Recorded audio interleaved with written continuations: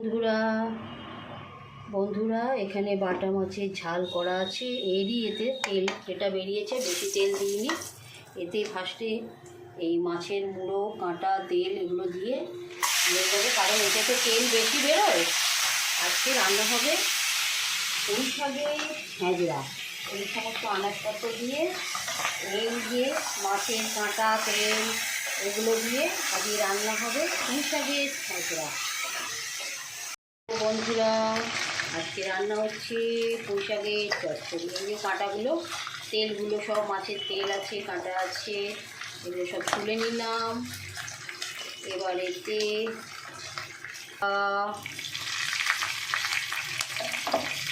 পাঁচফোড়ন, কালো জিরে, রসুন দিয়ে একটু হালকা নাড়াচাড়া করে নেব।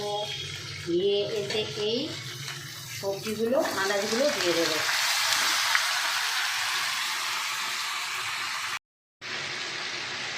বন্ধুরা, খুব সুন্দর করে সবজিগুলো ভাজা হয়ে গেছে। এবার এতে দেব 1 চামচ অল্প করে লঙ্কা গুঁড়ো, অল্প করে ধনে গুঁড়ো, অল্প করে জিরে গুঁড়ো, হলুদ গুঁড়ো 1 চামচ দিয়ে একটু নাড়াচাড়া করব। তারপরে দেবো একটু চিনি দিয়ে অল্প করে নাড়াচাড়া করব, একটু কষা করব।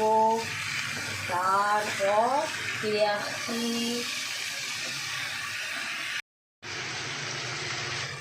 বন্ধুরা, এতে 1 চামচ নুন দিলাম, লবণ দিলাম, দিয়ে আরেকবার নাড়াচাড়া করে দেব। আজকে হচ্ছে পুঁই শাকের ছ্যাঁচড়া। আজকে হচ্ছে, এবার শাকগুলো দিয়ে দেব, তারপরে চাপা দিয়ে দেব। কতটা জল লাগবে পরে দেখাচ্ছি। বন্ধুরা, আলাদা করে আর জল দিতে হয় না। এই পুঁই শাক আর সবজি থেকে প্রচুর জল বেরিয়েছে। এবার এতে এই কাঁটাগুলো, মাছের কাঁটা, তেল সব দিয়ে দিলাম।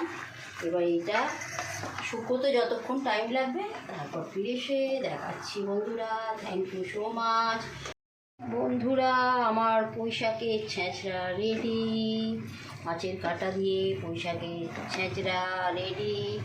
ভালো লাগলে লাইক করবেন, কমেন্ট করবেন। Thank you friends.